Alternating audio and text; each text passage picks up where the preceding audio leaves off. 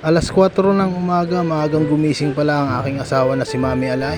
At nakahiga pa nga pala kami ni Kuya AJ dyan at ginising na rin kami ng aking asawa at papasok nga ako sa trabaho at ganoon rin ang aking anak ay papasok sa school. At bumangon na rin nga kagad ako at kahit medyo antok pa ay tiningnan ko muna bahagya yung oras. At binuksan ko nga itong cellphone ng aking asawa para tingnan yung oras at pagkatingin ko nga dyan mga pare ko nasa 4:08 pa lang ng umaga at maaga-aga pa nga pala yan mga pare ko. At napansin ko nga rin pala dyan na nakapagsalang na ng sinaing ang aking asawa na si Mami Alay. At dahil medyo maaga-aga pa nga pala ang oras mga pare ko bumalik muna ako dito sa aking higaan para kahit paano makapaghiga-higa muna kahit kaunting oras. At ilang minuto nga itong nakalipas mga pare ko bumangon na rin kaagad kami ni Kuya AJ. At ugali nga ng aking anak na si Kuya AJ pagkakabangon niya galing sa higaan ay tinitiklop niya na kaagad itong kanyang mga hinigaan. At syempre hindi rin dyan papahuli ang inyong pare ko kaya tinulungan ko na sa pagtiklop ang aking anak na si Kuya AJ at baka mapagalitan pa kami ng aking asawa na si Mami Alay. At pagkatapos nga namin tiklopin ni Kuya AJ itong aming mga hinigaan ay napansin ko na rin na niluluto ng aking asawa yung pambaong ulam ng aking anak sa school. Pag pumapasok kasi ang aking anak na si Kuya AJ sa school ay nagbabaon na rin siya ng pagkain. Kasi nga papasok siya ng alas 6 ng umaga at lalabas naman siya ng alas 12 ng tanghali. At fried pork chop nga yung nirequest ni Kuya AJ sa mama niya na lutuin. At mainam na rin na kanin at ulam ang baon ng aking anak na si Kuya AJ. At para naman pag kumain siya dun sa school ay busog talaga siya. At nang maluto na nga ni Mami Alay yung babaoning ulam ni Kuya AJ ay ininit niya na rin tong sitaw na may konting pork. Yan kasi yung ulam namin kagabi kaya iinitin na lang namin at yan yung gagawin naming ulam ngayong umagahan. At tamang tama luto na rin pala itong sinaing ng aking asawa. At sinunod ko na rin dyan na magpakulo nitong tubig dito sa takore. Ito kasi ang gagamitin namin ni Kuya AJ pantimpla ng aming kape. At pagkatapos nga kumulo nitong mainit na tubig ay sinalin ko na rin to dito sa may tasang may lamang kape. At nang maihain na nga namin ang aming almusal ay sabay na rin kami kumain ni Kuya AJ. At laking pasalamat talaga namin ni Kuya AJ sa asawa kong si Mami Alay kasi naglalaan siya ng oras para sa amin ni Kuya AJ. Lalo na sa ganitong pagkakataon sa tuwing papasok ako sa trabaho at papasok si Kuya AJ sa kanyang school. At gumigising talaga ang aking asawa ng maaga para maging areglado ang aming kakainin at ang aming babaonin ni Kuya AJ.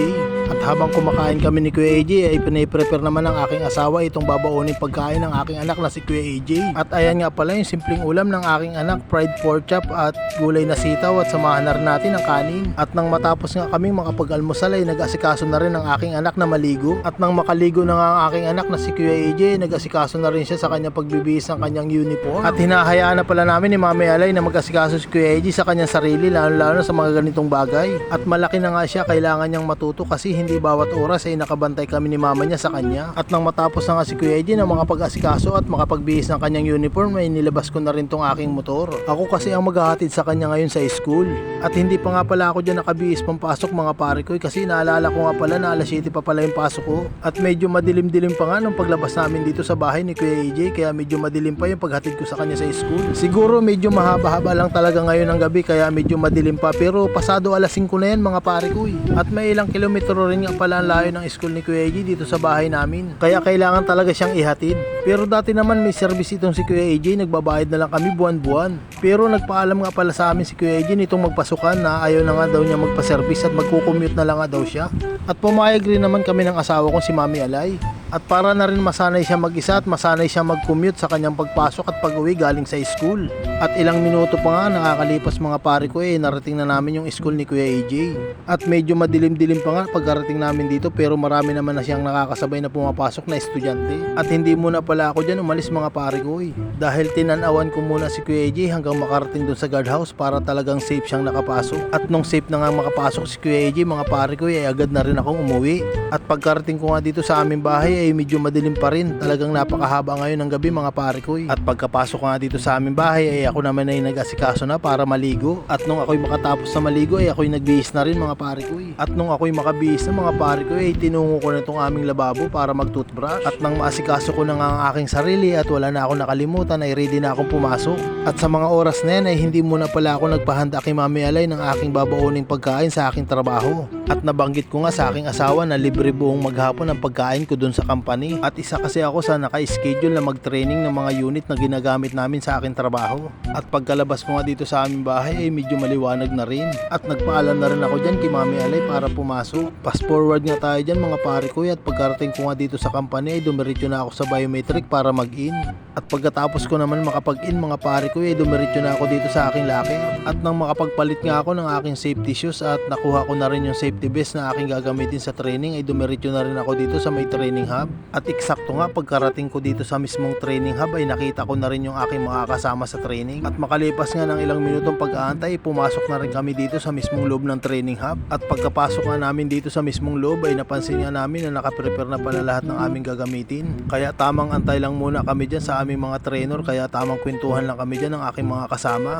Nang dumating na nga yung aming mga trainer at nai-orient na kami sa aming mga gagawin ay inumpisahan ng i-operate ng aking kasama itong unit na aming gagamitin. At may tatlong klaseng unit pala kaming mga ginagamit dito mga pare ko. Isa na dyan ang reach track, counterbalance at long transporter. Yan pala yung mga unit na ginagamit namin sa loob ng warehouse pag kami nagtatrabaho. Sa tatlong unit na yan mga pare ko, reach track nga pala yung aking tinitrain. At nang makalipas nga ang ilang oras namin pagsasanay ay dumating na rin yung pinakakaantay namin, yung aming pre-meal. At pagkalapit ko nga dito sa nagsasandok ng kanin at ulam ay napansin ko ang aming kakainin. Walang kasawaang itlog tsaka hotdog at imbutido. Wala rin naman akong mapapamili ang ulam mga pare ko, kaya ang kinuha ko na lang ay itlog tsaka hotdog at match na match talaga yung dalawang ulam na yan mga pare. At pagkakuha ko nga nitong aking pagkain ay tumabi na rin ako dito sa dalawa kong kasama. Hindi ko nga sila maalok ng ulam ko at no choice kaming tatlo at magkakapares rin kami ng ulam. At na makatapos na nga kaming kumain ay bumalik na rin kami dito sa loob ng training hub. At nagumpisa na ulit kaming i-operate itong mga unit naming mga ginagamit dito sa training. At nang makalipas nga ang mahaba-haba naming pagsasanay dito sa loob ng training hub ay dumating na rin yung aming uwian. At nang makatapos na rin kami makapag-log out dito sa logbook ay nagpaalam na rin ako sa aking mga kasama. At pagkatapos nga niyan mga pare ko ay dumiretso na rin ako dito sa aming locker room para magpalit ng aking damit na pang-uwi. At pagkatapos ko nga makapagbihis mga pare ko ay dumiretso na rin ako dito sa aming biometric para mag-log out. Nang makapag-log out na nga ako mga pare ko ay sunod ko namang tinungo itong aming parking area kung saan nakapark yung aking motor. Fast forward nga ulit tayo mga pare ko, at pagka-uwi ko nga dito sa bahay ay sinalubong kagad ako ng tuwang-tuwa kong anak na si Kuya AJ. Ay siya mga pare ko, hanggang dito na lang muli ang aking ganap. Salamat, God bless!